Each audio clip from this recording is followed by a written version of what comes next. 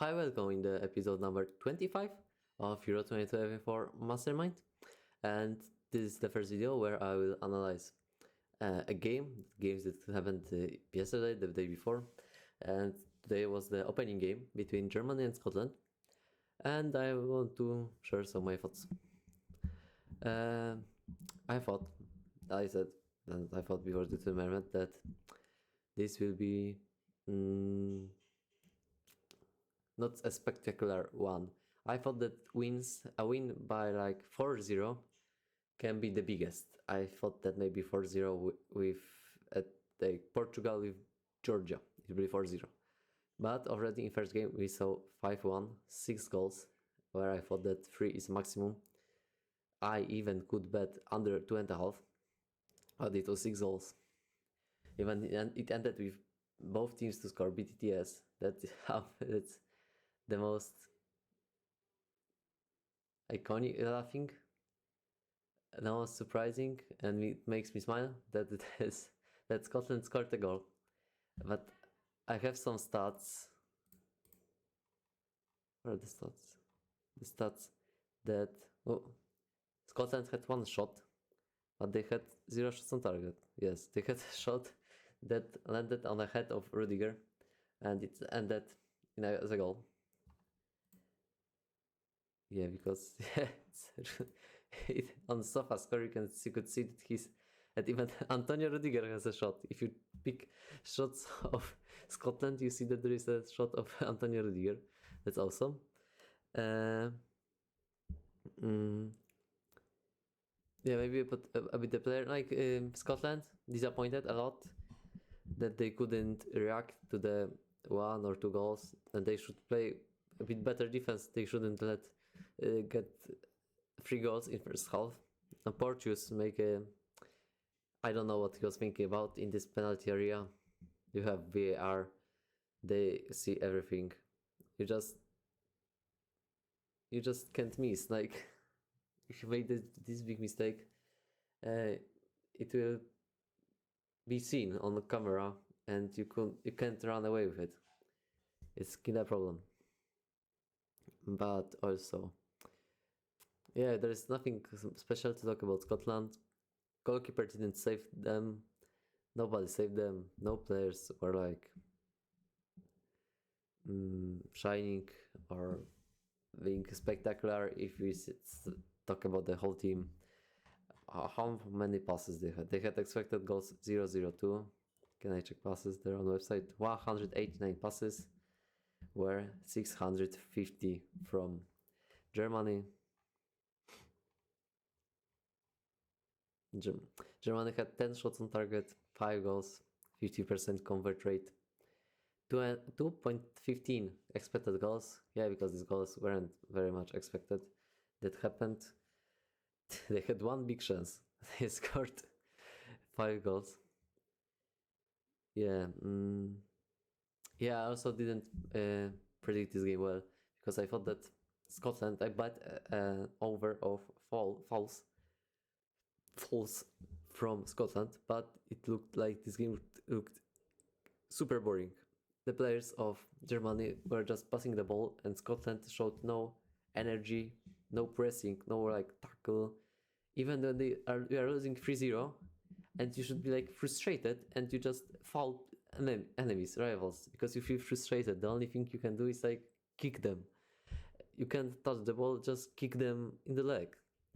But they weren't doing it. I thought that, from people from Great Britain are very strong character, and they will fight their whole game, because 27% of ball possession from Scotland, also 73 from Germany. But maybe we can talk about a bit of the players, about German players, because about Scotland players, as I said before, there's nothing to talk. Florian Wirtz and Jamal Musiala delivered. I was talking about them, that they had a great season, but we don't know what they will do in the national team. These 2 players delivered, scored goals, got subbed off. They can rest for the rest. They get their job done. Of course, you have to mention Tony Kroos, that after his international break for 3 years, he didn't play in national team. He's back. 102 passes, 101 of them was accurate. Only one pass missed. And how many minutes he played? He played 80 minutes, then got subbed off. 108 touches. That's also interesting that he only lost the ball 3 times. Out of this big amount of minutes, 108 contact with the ball, only 3 balls lost. That's great. That's unbelievable performance from him. He didn't get an assist or a goal, but also other players didn't show up very well. So that I would say that even Toni Kroos was the best on the pitch, because the these goals were like, it's like goals well distributed around the whole team. So there is no one superstar, because if would like Birds or Jamal will score like 2 goals, then they will be a star of this game, the player of the game. On SofaScore, the player of the game is Kai Havertz, but I'd say that Toni Kroos is second with Jamal Musiala, and I think that Toni Kroos was the best player on the pitch. Yeah, his passes were unbelievable. Antonio Rudiger got this unlucky. This own goal was total unlucky. That if you bet on Scotland will score, you had to. It's like very funny. They scored. Yeah, it's interesting also that Ilkay Gundogan didn't get injured with this tackle from Porteus. I thought that he'll maybe play the rest of the first half and then got subbed off, but finally he played whole game. That's a lot. Nagelsmann was afraid of Robert Andrich, so he subbed him off in the halftime.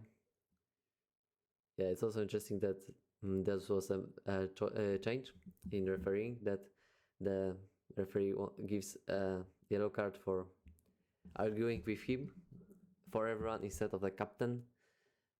But there was no yellow card for such thing, and there was like no big arguing with the referee, but maybe the referee was just good. That's Kevin Turpin. But also players wanted some fouls. They also argued a bit with him, but he didn't give this yellow cards, because as I remember that some players were showing like VAR to the referee. Look at VAR, the sign of VAR. Some were like disgusted with that there wasn't a foul. They were talking with him, but he wasn't giving yellow cards, so he also ended up that they said that they will give yellow cards. Players a bit agreed with it. They changed their behavior, but also the referee didn't think about this. But it's also difficult if you were arguing, if you were judging games in Ligue 1, in Champions League, in other international games, you didn't think about these yellow cards for arguing, and now you have to do it, so it's not like you are prepared for this. Yeah, maybe Manuel Neuer had only this one chance where he should save it maybe, but he was also probably not concentrated, and it was 4-0 and like such late minute. But maybe this is a sign that André ter Stegen should play, because I think André ter Stegen is better than Manuel Neuer. I think it's all about this video, about this match. Tomorrow there will be about the first 3 games, the first big day of Euro, where we have 3 games. That's a lot watching. I can't wait. Thank you for watching.